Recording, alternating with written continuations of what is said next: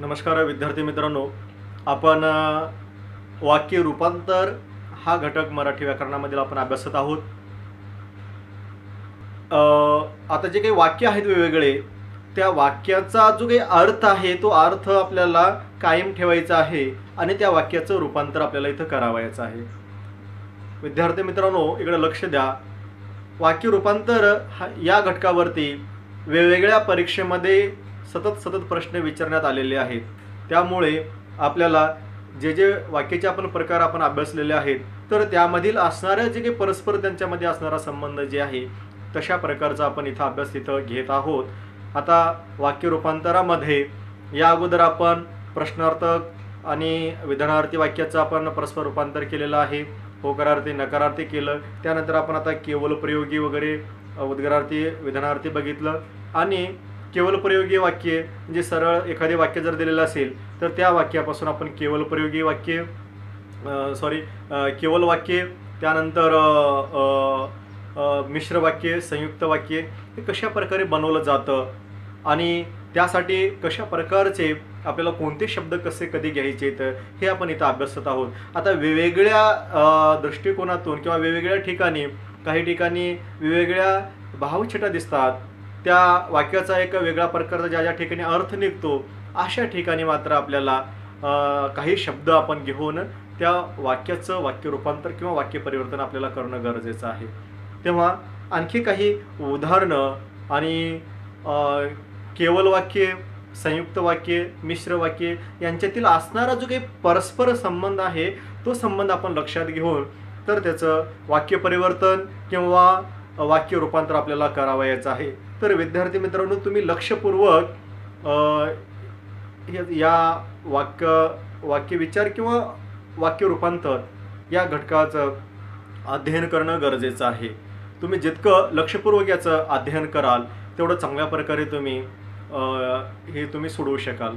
त्यासाठी ज्या वेळेस मी उदाहरणं वगैरे इथं सोडवत असतो त्यावेळेस ते लक्षपूर्वक ऐकायचं आहे, पाहायचं आहे आणि स्वतःही मनाने असे बरेच काही उदाहरणं असले तुम्ही सोडवायचं आहे. आता मी शिकवतच काही तुम्हाला होमवर्कसाठी म्हणून मी इथं काही प्रश्न देतो, उदाहरणं देतो, ते चांगल्या प्रकारे तुम्ही स्वतः सोडवायचं आहे.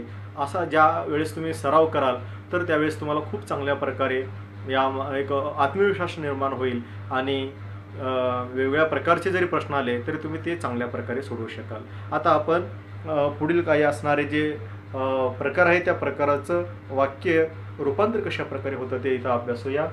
लिहून घ्या.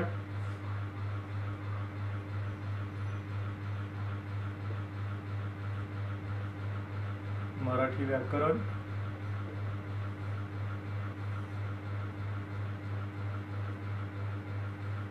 वाक्य रूपांतर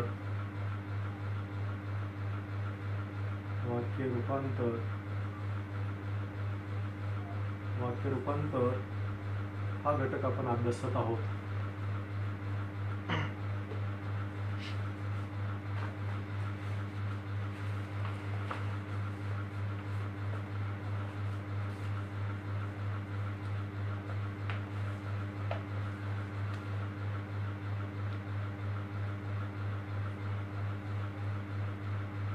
क्रमांक 2 असं द्या. लिहा पुढे. एका मोठ्या क्रियेच्या दरम्यान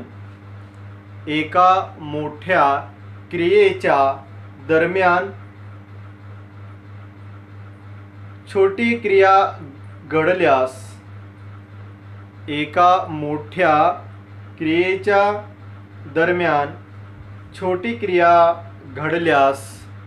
छोटी क्रिया घडल्यास मोठी क्रिया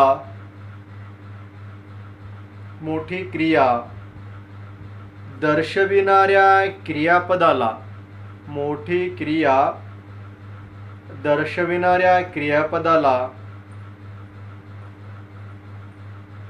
असताना प्रत्यय जोडून, प्रत्यय कोणता घ्यायचा आहे?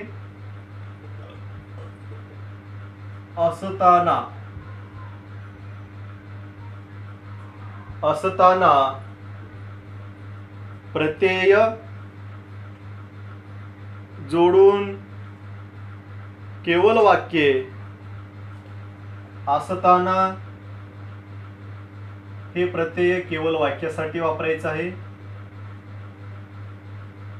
केवळ वाक्ये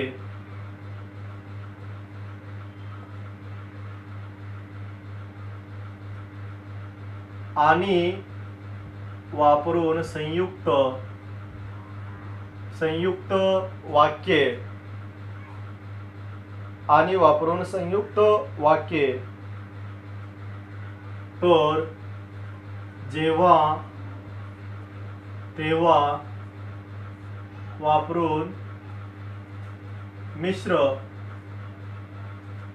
मिश्र वाक्ये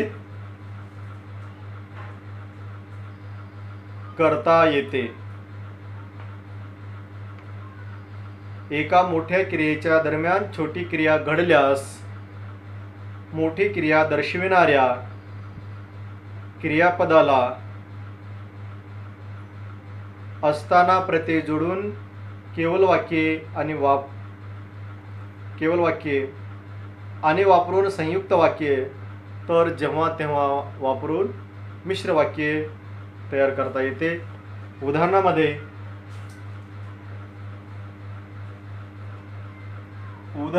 उदाहरण क्रमांक 1.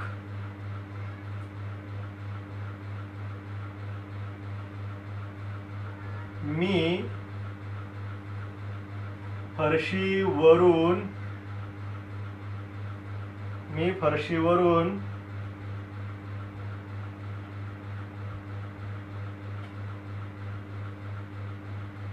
फरशीवरून चालत होतो.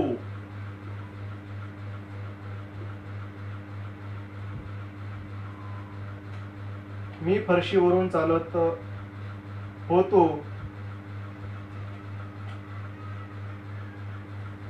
मी पाय घसरून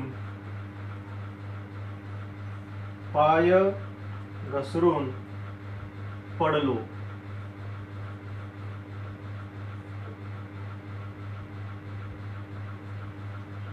आता इथं ही वाक्य आहे, लक्ष द्या आता इकडं. मी फरशीवरून चालत होतो, इथे एक वाक्य झालं. मी पाय घसरून पडलो, हे एक वाक्य. आता या वाक्याचं केवळ वाक्य, त्यानंतर संयुक्त वाक्य आणि मिश्र वाक्य आपल्याला करायचं आहे. तर अशा वेळेस इथं म्हणजे ना, ज्यावेळेस क्रिया घडत आहेत, एका पाठोपाठ क्रिया घडतात, 2 अशी क्रिया घडत आहेत. मग यामध्ये मोठ्या क्रिया घडत असताना यामध्ये केवळ वाक्य करत असताना हा प्रत्यय जोडायचा आहे. त्यानंतर आणि हा एक प्रत्यय जोडायचा आहे. आणि त्यानंतर आणि जोडून संयुक्त वाक्य आणि जेव्हा तेव्हा जोडून मिश्र वाक्य तयार करायचं आहे.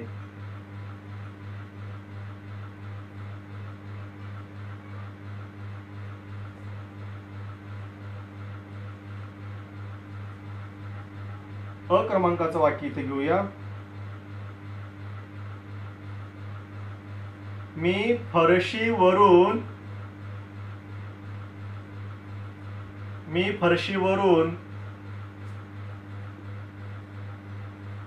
चालत असताना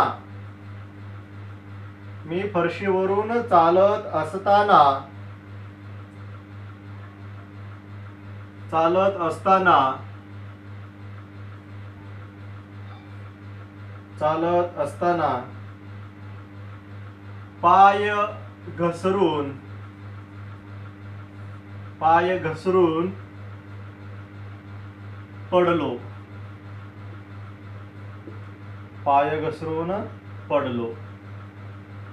हे केवळ वाक्य झालं. बघा, लक्ष द्या आता. मी फरशीवरून चालत असताना पाय घसरून पडलो, हे केवळ वाक्य.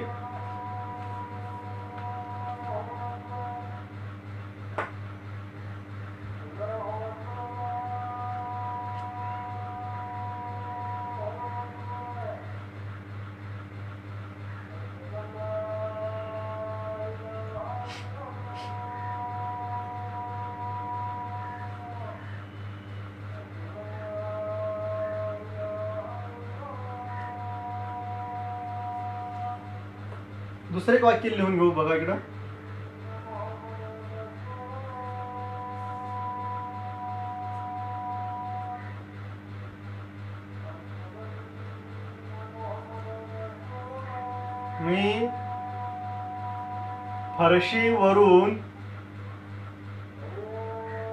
मी फरशीवरून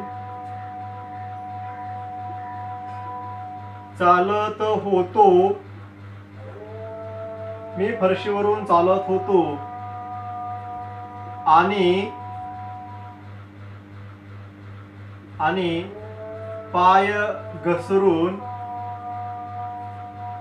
पाय घसरून पडलो. हे संयुक्त वाक्य.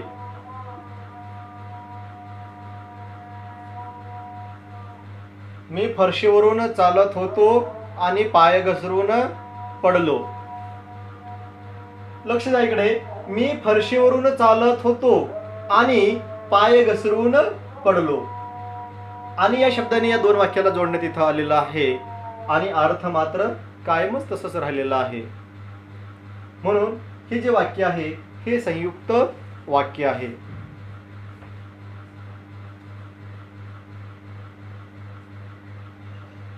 आता आपल्याला मिश्र वाक्य करायचे जेव्हा तेव्हा हे शब्द घेऊन आपल्याला बनवायचं आहे.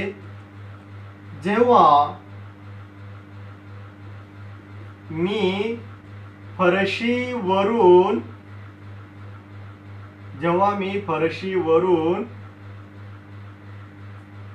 चालत होतो. जेव्हा मी फरशीवरून चालत होतो तेव्हा मी पाय घसरून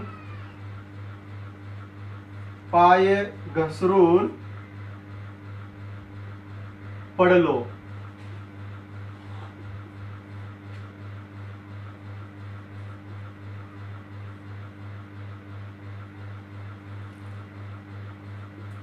मिश्र वाक्य.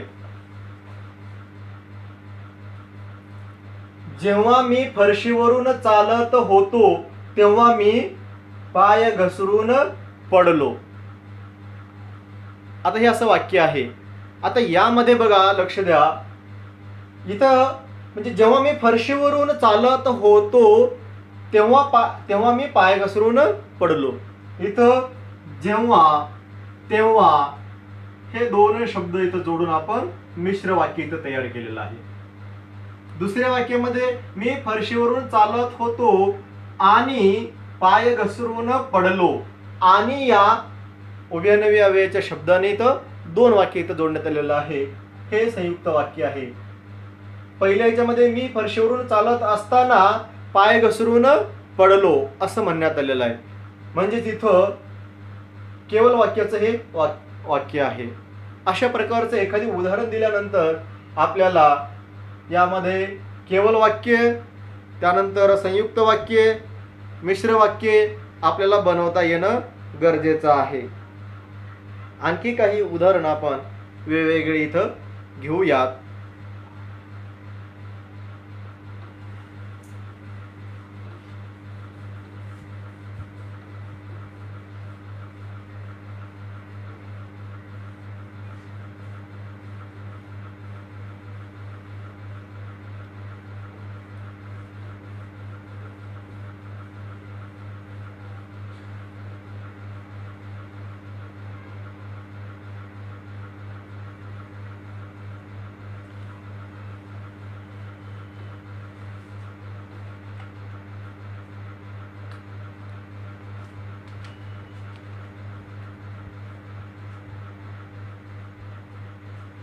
क्रमांक 3 लिहा आणि पुढील इन्फॉर्मेशन लिहा.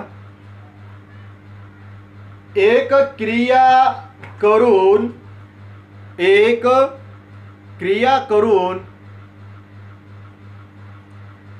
दुसरी क्रिया केल्यास, एक क्रिया करून दुसरी क्रिया केल्यास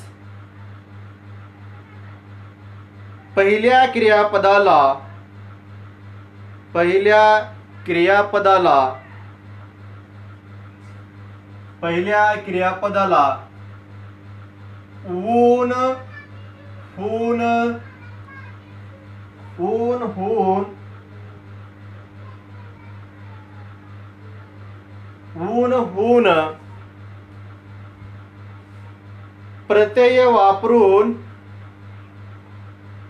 ऊन हून प्रत्यय वापरून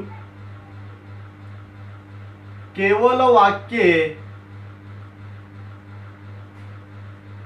वाक्ये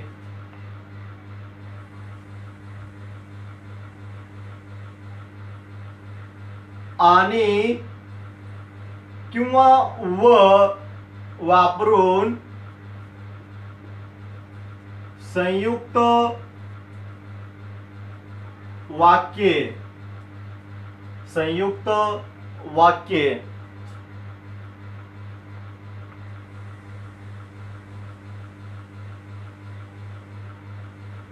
जेव्हा तेव्हा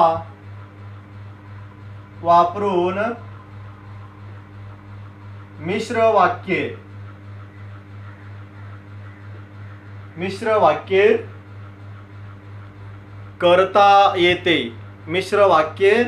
करता येते. एक क्रिया करून दुसरी क्रिया केल्यास पहिल्या क्रियापदाला ऊन हून प्रत्यय वापरून केवल वाक्ये.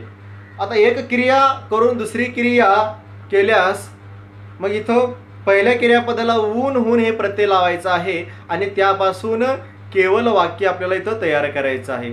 त्यानंतर संयुक्त वाक्य तयार करण्यासाठी आणि किंवा व हे दोन शब्द जोडून आपल्याला घेऊन इथं संयुक्त वाक्य तयार करावयाचं आहे. त्यानंतर जेव्हा तेव्हा हे जे दोन शब्द आहेत हे घेऊन मिश्र वाक्य आपल्याला इथं तयार करावयाचं आहे. उदाहरणार्थ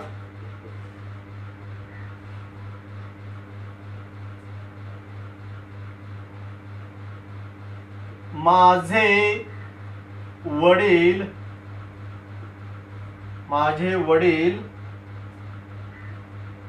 सकाळी उठतात. माझे वडील सकाळी उठतात. ते फिरायला जातात.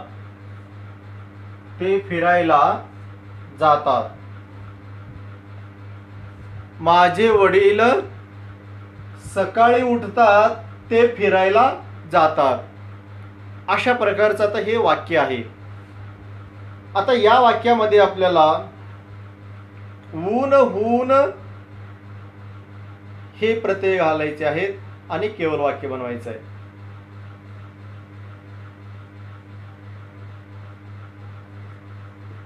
अ क्रमांक यामध्ये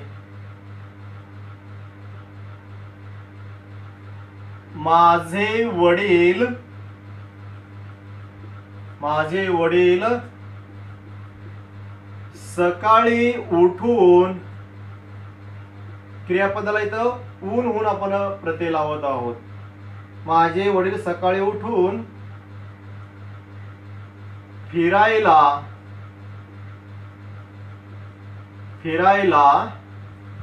जातात. हे केवल वाक्य झालं.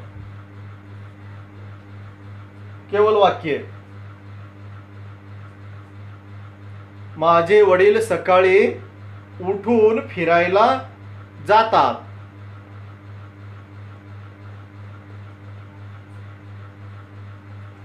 उदाहरण घेऊया.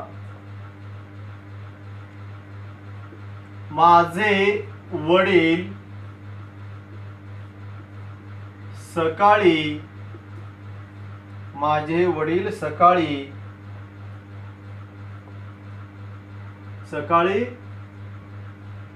उठतात व फिरायला जातात हे संयुक्त वाक्ये.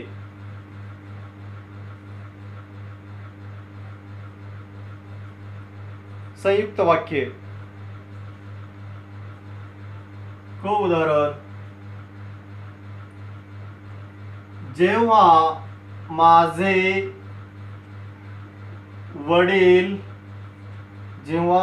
वडील सकाळी उठतात, जेव्हा माझे वडील सकाळी उठतात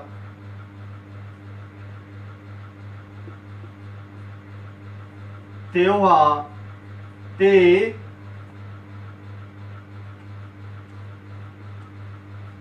फिरायला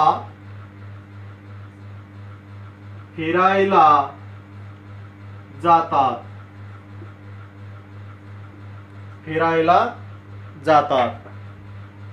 इथं आपण आता 3 उदाहरण इथं घेतलेलं आहे.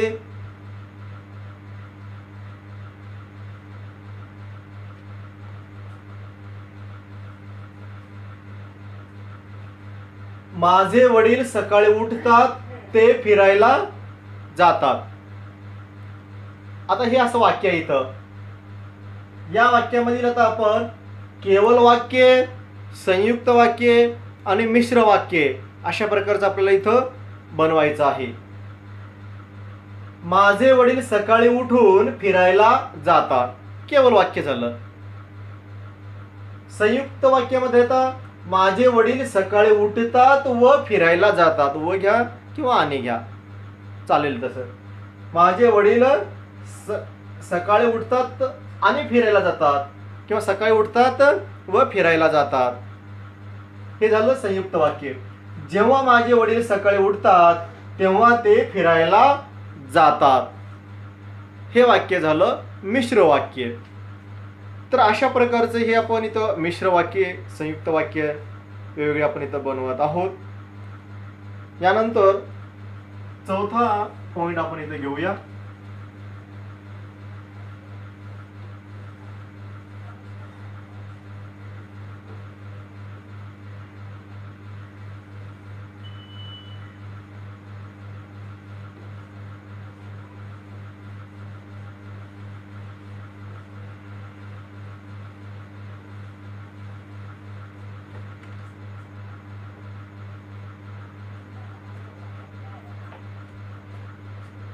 क्रमांक 4,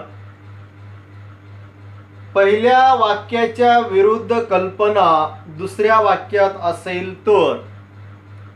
पहिल्या वाक्याच्या विरुद्ध कल्पना दुसऱ्या वाक्यात असेल तर, पहिल्या क्रियेला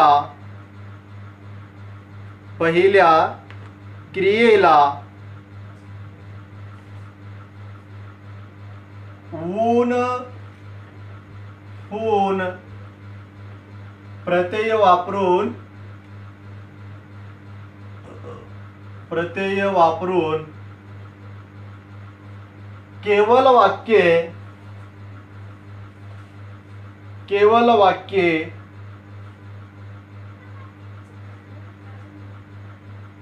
केवल वाक्य पण, परंतु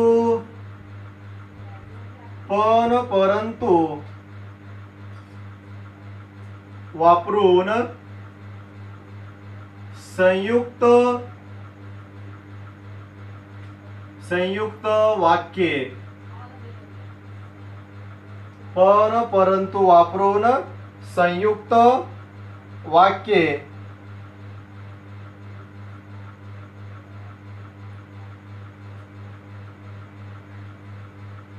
जरी तरी वापरून मिश्र वाक्य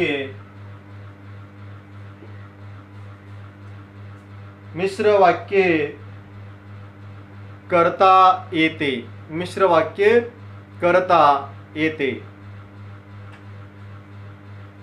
उदाहरणामध्ये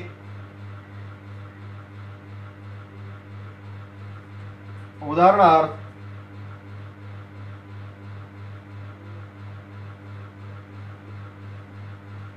त्याला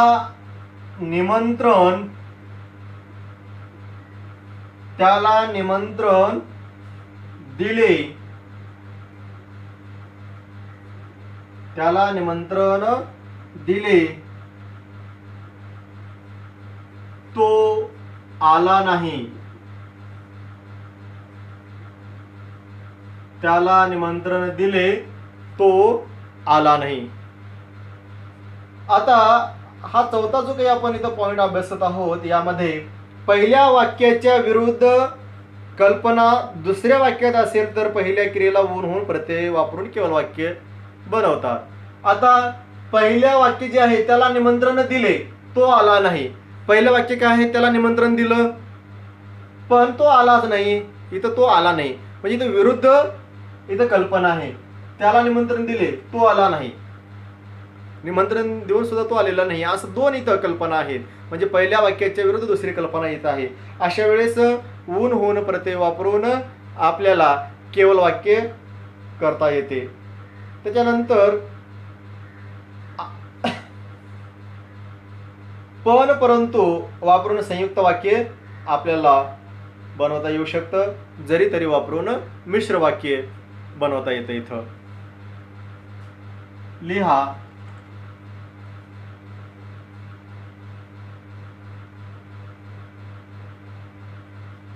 निमंत्रण देऊनही, निमंत्रण देऊनही तो आला नाही, निमंत्रण देऊनही तो आला नाही.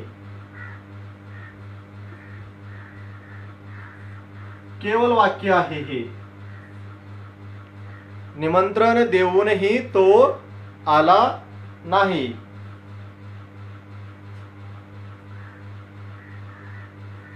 ब क्रमांक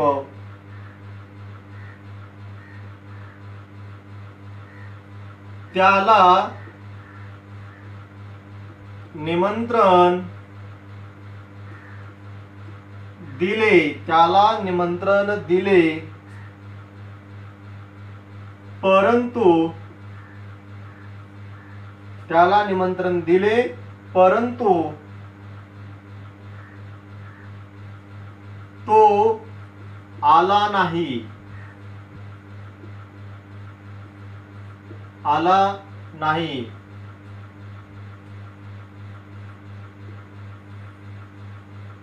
हे संयुक्त वाक्य आहे. क उदाहरण आता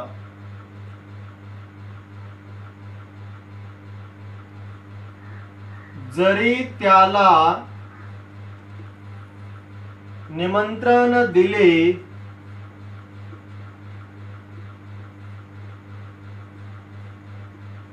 जरी त्याला निमंत्रण दिले